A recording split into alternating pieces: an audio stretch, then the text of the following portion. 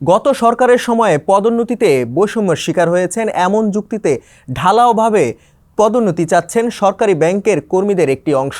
তারা আন্দোলন করছেন এবং দল বেঁধে কর্তৃপক্ষের ওপর চাপ সৃষ্টি করছেন। এতে সরকারি ব্যাংকগুলোতে সৃষ্টি হয়েছে অস্থিরতা। আর এই বিষয়ে আজকের সংবাদ পর্যালোচনায় আমাদের সঙ্গে যুক্ত আছেন সমকালের বিশেষ প্রতিনিধি ওবায়দুল্লাহ রনি। তার কাছ থেকে বিস্তারিত জানবো। ওবায়দুল্লাহ রনি, সংবাদ পর্যালোচনায় আপনাকে স্বাগত জানাচ্ছি। ধন্যবাদ আপনাকে। সরাসরি আপনার কাছ থেকে জানতে চাই, সরকারি ব্যাংকগুলোতে অস্থিরতা কেন? গত সপ্তাহে দেখলাম যে সোনালী ব্যাংকে হঠাৎ করে 2200 কর্মকর্তাকে একদিনে প্রমোশন দেওয়া হয়েছিল। তো এটি দেওয়া হয়েছিল বেশ কিছুদিন ধরে তারা দাবি জানিয়ে আসছিল যে তাদের প্রমোশন দিতে হবে। এর আগে বিভিন্ন সময় এরকম দাবি উঠেছে, কিন্তু সাধারণভাবে এরকম দাবির মুখে পদোন্নতি দেওয়ার ঘটনা সেভাবে এর আগে অতি সাম্প্রতিক সময়ে এরকম শোনা যায়নি। এটার কারণ হলো এখানে কিছু ধরুন পদ নাই, এখন পদবি দিল, তাহলে আসলে তো এটা একটা ঝামেলা তৈরি হয়, আবার ব্যাংকের জন্য খরচও বাড়ে, যে কারণে এর আগে এরকম দেওয়া হয়নি। আর আওয়ামী লীগের সময়ে দেখা যাচ্ছে তাদের মূল দাবি যে আওয়ামী লীগের সময় তারা ডিপ্রাইভ হয়েছে, এটা একটা ভেগ দাবি। কারণ এজন্য যে বেশিরভাগই এদের অনেকেই কিন্তু এদের বড় একটি অংশ 2009, 10, 11 থেকে 14 পর্যন্ত নিয়োগ পাওয়া।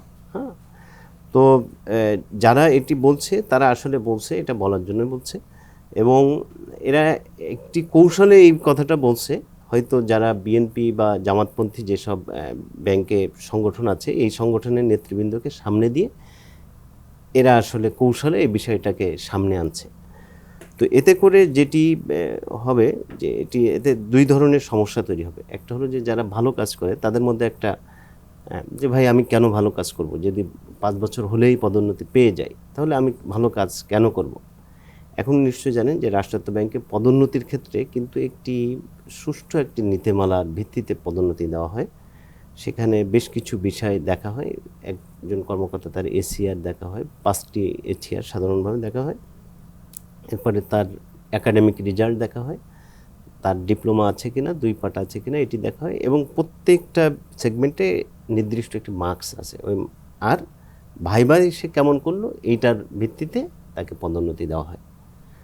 তো এখানে যে কারণে তাদের মধ্যে, এবং একটি ব্যাংকে একবারে ধরেন অগ্রণীতে অলরেডি 3600 প্রমোশন দিয়েছে, সোনালীতে দিয়েছে 2200।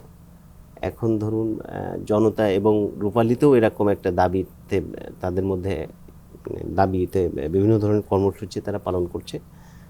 সো এটি আসলে এক ধরনের অস্থিরতা তৈরি করছে ওভারঅল ব্যাংকিংয়ের উপরে। রাষ্ট্রীয় কোন কোন ব্যাংকগুলোতে আসলে এই ধরনের অস্থিরতা চলমান আছে? কারা কারা পদোন্নতি দিয়েছে এবং কারা এখনো দিবে বলে আশ্বাস দিচ্ছে?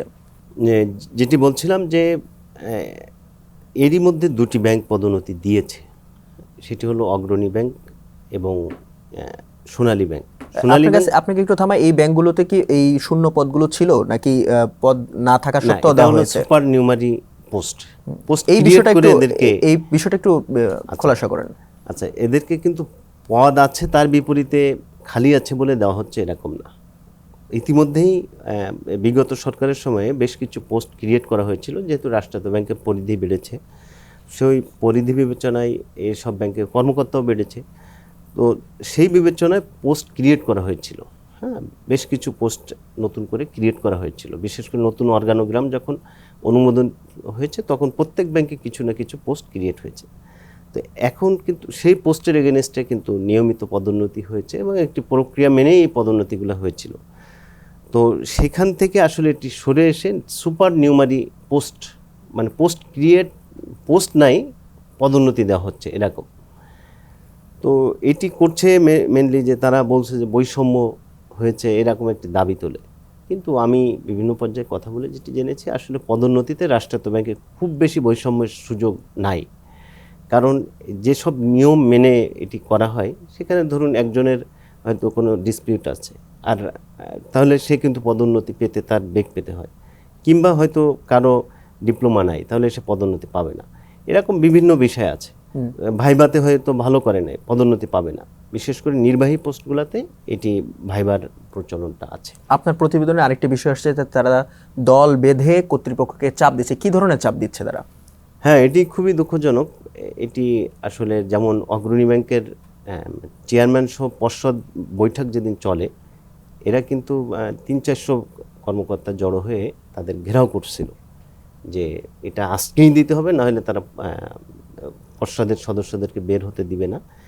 আমরা যেটি জেনেছি যে চেয়ারম্যান এবং এমডি তারা অনেকভাবে থামানোর চেষ্টা করছে, তারপরেও কিন্তু তারা শাউট করছে, তারা বোর্ড রুমের মধ্যে ঢুকে যাওয়ার চেষ্টা করছে। তো সবশেষ কিন্তু আমরা চেয়ারম্যান সাহেব এটা নিয়ে একটু মনক্ষুণ্ণ হয়েছিলেন, যদিও শেষ পর্যন্ত আমরা দেখলাম সেখানে 3600 কর্মকর্তাকে টোটাল পদোন্নতি দেওয়া হয়েছে ইতিমধ্যে। সোনালী ব্যাংকেও কিন্তু একই উপায়ে তারা চেয়ারম্যান বা বোর্ড মিটিং যেদিন চলে ওই দিন ঘেরাও করে মানে এটি শাউট করে, সাধারণভাবে এটা এরকম কিন্তু দেখা যায় না। এটা সাধারণত সিবিএর লোকজন এটা একসময় করতো, কিন্তু এবার যারা করেছে এনারা সব কর্মকর্তা লেভেলের লোকজন, এনারাই গিয়ে এভাবে শাউট করে পদোন্নতি নিচ্ছে জোর করে। এমন একটি সময় এই ধরনের অস্থিরতা চলছে, আমাদের দেশে তারল্য সংকট চলছে ব্যাংকগুলোতে। এই সময় এই বিষয়টা ঘটাটা, এই ধরনের ঘটনা ঘটাটা কেমন দেখেন আপনি? না, নিঃসন্দেহে এটি খারাপ। কারণ ধরুন আমি তারল্য সংকটের মূল কারণ কয়েকটি, মধ্যে একটি হলো হাই ইনফ্লেশন। উচ্চ মূল্যস্ফীতি থাকলে মানুষের ক্রয় ক্ষমতা যখন কমে যায়, মানুষের সেভিংস ক্ষমতাও কমে যায়, ঠিক না? এটি একটি বিষয়। আরেকটি হলো ধরুন এখন তো এক ধরনের আস্থাহীনতা অনেকেই আছেন, যে কারণে কিন্তু বিভিন্ন ব্যাংকে, বিশেষ করে রাষ্ট্রায়ত্ত ব্যাংকেও কিন্তু এখন লিকুইডিটি ক্রাইসিস হিউজ।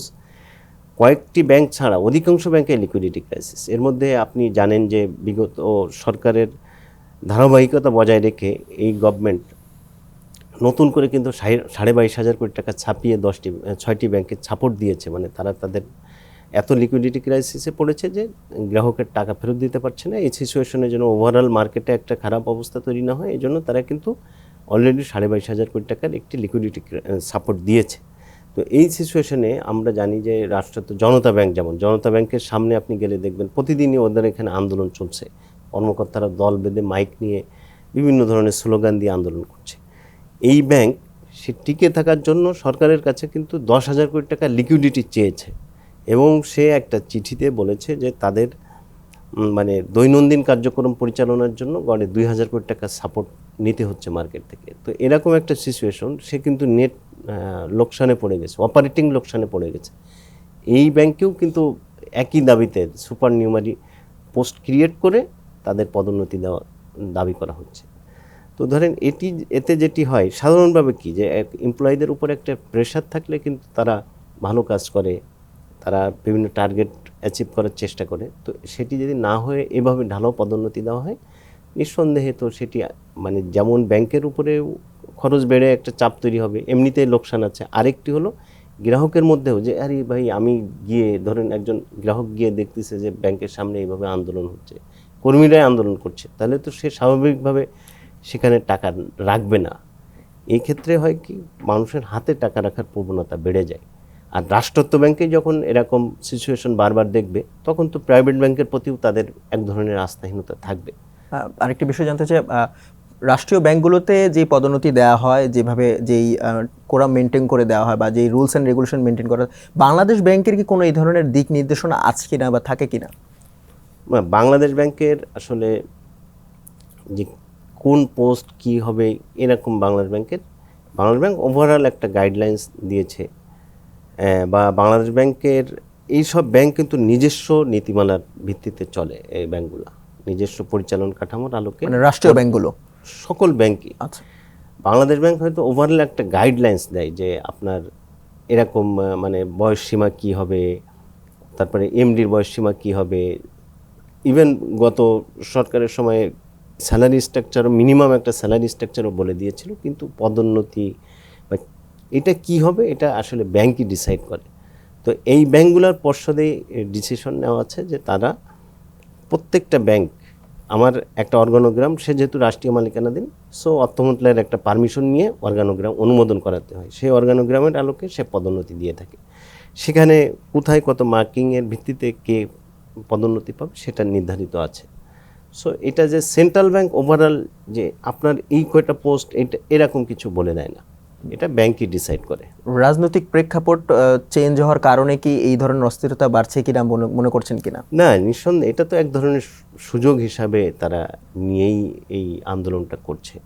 যে ধরেন আমরা বৈষম্যের শিকার হয়েছি, একটা কমন কথা তো সবাই বলছে। আমরা দেখলাম শুধু রাষ্ট্রায়ত্ত ব্যাংক না, কিছুদিন আগে সচিবালয়ের লোকজনও কিন্তু এরকম বিভিন্ন দাবিতে মানে একদম নজিরবিহীনভাবে আন্দোলন করছে। সেন্ট্রাল ব্যাংকের লোকজন তারাও কিন্তু বিভিন্ন দাবিতে এর আগে আন্দোলন করেছে। অবশ্য সেন্ট্রাল ব্যাংকে এখন আর সে সিচুয়েশন নাই, এখন মানে আগের অবস্থায় এখন ফিরে গেছে আর কি। সো এইটা আসলে সব জায়গায় আমরা দেখছি যে এই গভর্নমেন্ট চেঞ্জের পরে এই অস্থিরতাটা দেখা যাচ্ছে। তারল্য সংকট কবে দূর হবে বলে আপনার এই রিপোর্টের বাইরেও আপনার কাছে কিছু জানতে চাই। আচ্ছা, এটি আসলে বলা খুব টাফ, কিন্তু ইতিমধ্যে কিন্তু লিকুইডিটির সিচুয়েশন ভালো হচ্ছে। কারণ নিশ্চয়ই জানেন যে লিকুইডিটি বাড়ে যদি, এখন কিন্তু ফরেন এক্সচেঞ্জ রিজার্ভের অবস্থা অনেক ভালো, মানে 21 বিলিয়ন ক্রস করেছে, যেটি অনেক 18তে নেমে গিয়েছিল। আবার আগামীতে খুব শীঘ্রই আরও বেশ কিছু লোন আমাদের আসবে, তো তখন আরও বাড়বে। সো এই ফরেন কারেন্সির ইনফ্লো যখন বাড়ে অটোমেটিক কিন্তু লিকুইডিটি একটু মার্কেটে বেড়ে যায়।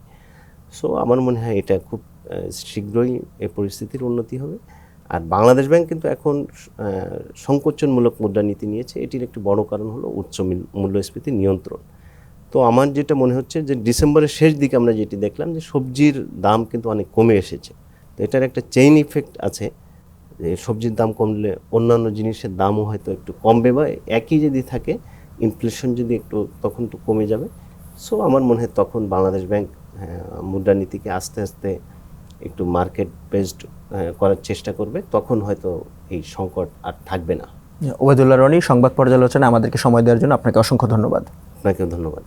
দর্শক, এই ছিল সংবাদ পর্যালোচনার আজকের বিষয়। অন্য কোনো দিন অন্য কোনো বিষয় নিয়ে আমরা আবারও হাজির হব। ততক্ষণ পর্যন্ত সমকালে চোখ রাখুন এবং দেশ বিদেশের সর্বশেষ সংবাদগুলো জানতে www.সমকাল.com চোখ রাখুন।